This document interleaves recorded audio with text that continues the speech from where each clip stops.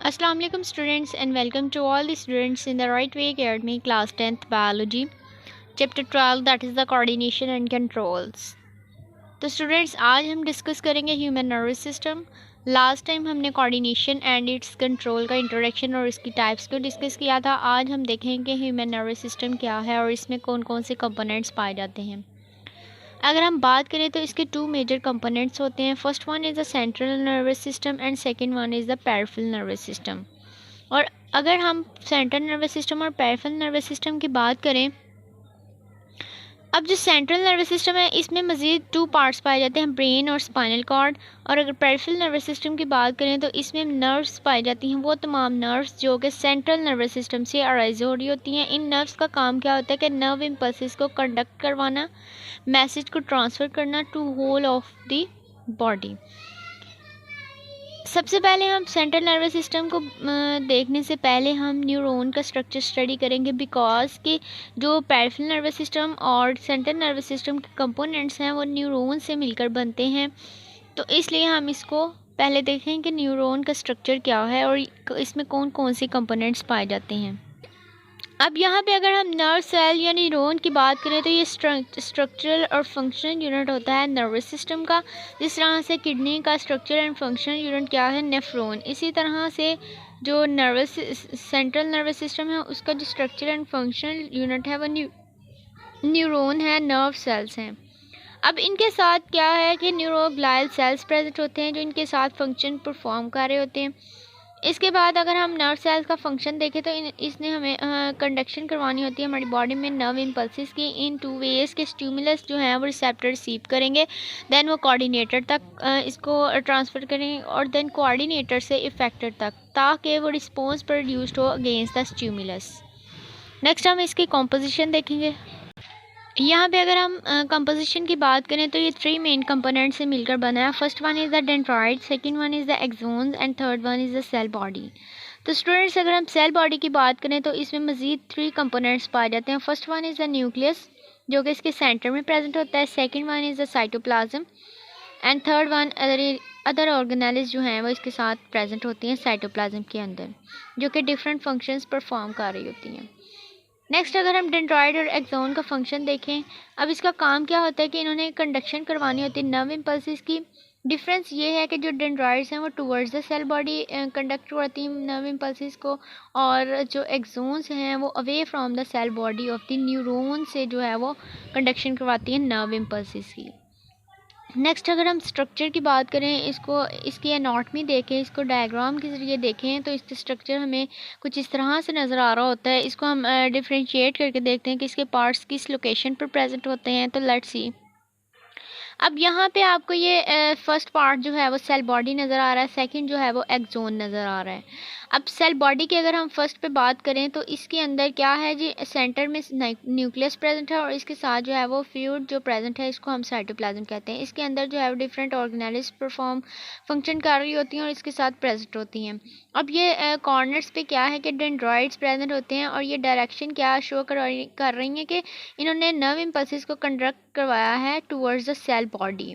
अब यहाँ पे ये हमारे पास न्यूरॉन की सेल बॉडी है और ये जो बॉटम पोर्शन आपको नज़र आ रहा है ये हमारे पास एक्सोन है। अब एक्सोन का काम क्या होता है कि मैसेज को ट्रांसफ़र करना away from the cell body.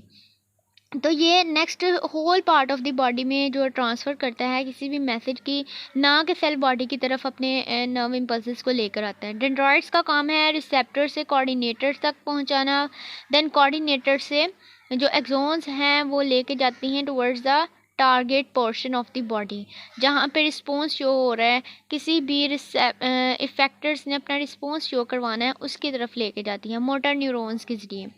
अब यहाँ पे अगर हम एक्सोन के स्ट्रक्चर की बात करें तो इसमें डिफरेंट स्ट्रक्चर्स पाए जाते हैं और ये जो एक्सोन है वो मेम्ब्रेन से लेयर्स बनी होती हैं इसके इर्द गिर्द, जिनको हम माइलिन शीट्स कहते हैं। अब अगर हम नेक्स्ट शिवान सेल्स की बात करें तो शिवान सेल्स क्या होती हैं, प्रोजेक्शन होती हैं जो कि माइलिनेटेड शीट्स के ऊपर प्रेजेंट होती हैं। ये आपको जो नज़र आ रहा है, अब जो माइलिनेटेड शीट्स होती हैं ये सिक्रीट करती हैं फैटी लेयर्स। जो शिवान्स हैं वो न्यूरोग्लाइल सेल्स के साथ प्रेजेंट होते हैं और जो माइलिन शीट्स हैं ये सिक्रीट करते हैं फैटी लेयर को, जिसकी वजह से इन रीजन्स से जो नर्व इम्पल्सेस हैं उनकी कंडक्शन नहीं होती, क्योंकि ये फैटी लेयर्स होती हैं और ये इंसुलेटर का काम कर रही होती हैं। अब यहाँ पे कुछ ऐसे पॉइंट्स भी प्रेजेंट होती हैं जहाँ पे माइलिनेटेड शीट्स प्रेजेंट नहीं होती। ये जो आपको नोड्स नज़र आ रहे हैं इन्हें हम नोड्स ऑफ रेनवीयर कहते हैं। इनको हम साल्टेटरी इम्पल्सिस भी कहते हैं, बिकॉज कि ये जो हैं वो जंपिंग नोड्स होते हैं जहाँ से नर्व इम्पल्सिस कंडक्ट करती है और फास्टर रेट के साथ, स्पीड के साथ जो है वो कंडक्शन होती है यहाँ से नोड टू नोड अगर जंपिंग हो इम्पल्स की, एज़ कम्पेयर के वो न्यूरॉन्स के अंदर से माइलिनेटेड शीट से होते हुए जाएँ। उसके बरक्स अगर हम नोड्स ऑफ रेनवीयर से कंडक्शन करवा रहे हैं तो वो जल्दी होगी। अब रेनवीयर जो है वो on the basis of this scientist के नेम पर इसका रेनवीयर नाम रखा गया है। वैसे इन्हें हम जंपिंग इम्पल्सिस या साल्टेटरी इम्पल्सिस भी कहते हैं। ये स्पीड इंक्रीज़ करवाती हैं नर्व इम्पल्सिस की। इनका फंक्शन ये होता है कि स्पीड को इंक्रीज़ करवा देती हैं नर्व इम्पल्सिस के।